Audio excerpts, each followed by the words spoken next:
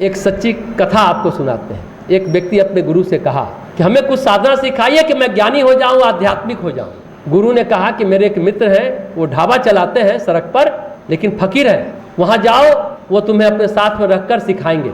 वहाँ वो व्यक्ति गया, अच्छा उन्होंने भेजा है, बढ़िया से उनको खिलाया पिलाया रखा।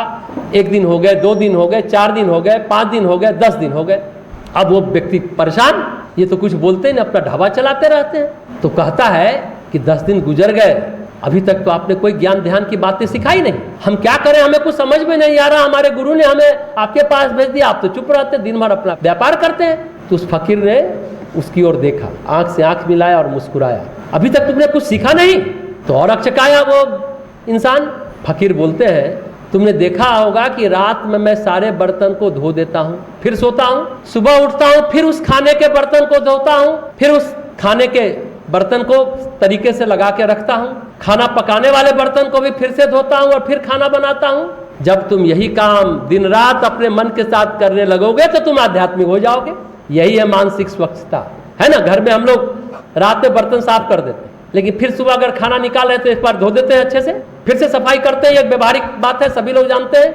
उसी तरह मन के साथ करिए मानसिक स्वच्छता के लिए। महर्षि पतंजलि भी शौच यानी स्वच्छता की बात करते हैं। वो तो स्वच्छता से वैराग्य की बात बता। स्वच्छता में अगर विवेक शामिल हो जाएगा तो आप अपने आप वैराग्य आपको हो जाए। जैसे हम अपने आसपास देखें, हर चीज़ पुरानी हो रही है, उसका डीके हो रहा है, हर चीज़ विखंडित हो रहा है। साइंस वाले विद्यार्थी पढ़े होंगे, हर चीज़ नष्ट हो रही है, अच्छा खासा चीज़, साफ सुथरी चीज़ गंदगी में बदल रही है। इसका मतलब क्या हुआ? जो थोड़ा समझदार होगा, संवेदनशील होगा, क्या समझेगा कि ये जीवन क्षण भंगुर है, हर क्षण नष्ट हो रहा है। वह आसपास निरंतर नष्ट होते हुए चीजों को देखेंगे, फिर जिंदगी को देखेंगे, सोचेंगे, विचारेंगे तो वैराग्य अपने आप हो जाएगा। एक दिन आपको अपने शरीर से ही वैराग्य होने लगेगा।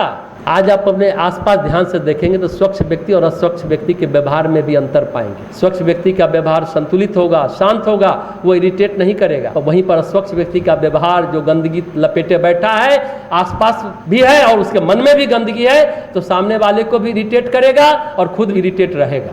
उसके व्यवहार में असंतुलन और असामंजस्य पनपता रहेगा। वह शांत और सुव्यवस्थित व्यवहार कभी कर ही नहीं सकता। वह चीखता चिल्लाता जिंदगी जिएगा और क्या करेगा? ज्यादा चिल्लाएगा, यानी हमेशा ध्वनि प्रदूषण फैलाता रहेगा। सच यह है कि स्वच्छता व्यक्ति के शील गुण के रूप में होनी चाहिए, यानी स्वच्छता ऐसी हो जो थोपी हुई ना हो, हम उसे इम्पोज ना करें। देखिए, भोजन हमारा रक्त मांस कब बनता है? जब शरीर उसको पचा लेता है। सिंपल बात है। जो चीज़ नहीं पचती है तो गंदगी फैलती है शरीर में, वही वायु पित्त कफ कुपित होता है, तरह तरह की बीमारियां होती है, डकार होता है, एसिडिटी बढ़ती है, बहुत सारी बातें। लेकिन कोई चीज़ हमारे व्यक्तित्व में यानी शील गुण यानी पर्सनालिटी में ट्रेट्स कब बनती है? जब वो हमारे चरित्र में, हमारे व्यक्तित्व में समाहित हो जाती है। मतलब कोई काम आप सोच कर नहीं करते हैं, अपने आप करने लग जाते। आसपास गंदगी दिखी, बिना सोचे विचारे तुरंत शुरू हो गए। यह है शील गुण, ट्रेट्स अंग्रेजी में बोलते हैं। हिंदी में गुण, गुण को क्या कहते हैं अंग्रेजी में? क्वालिटी। तो लेकिन गुण बाहरी चीज है, अशील गुण आंतरिक चीज है। गुण बाहरी चीज कैसे है? हम ये काम करें न करें, बुद्धि विचारती है, सोचते हैं, फिर क्रियाशील होते हैं। पर शील गुण यानी ट्रेट्स आंतरिक चीज है, आप किए बिना रह ही नहीं सकते।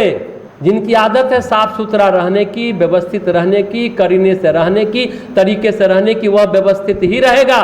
तो शील गुण का मतलब है अलग से आपको दिमाग नहीं लगाना है। शील गुण का मतलब है वह आपका स्वभाव बन गया है। तो हमारा स्वभाव हो जाना चाहिए स्वच्छता।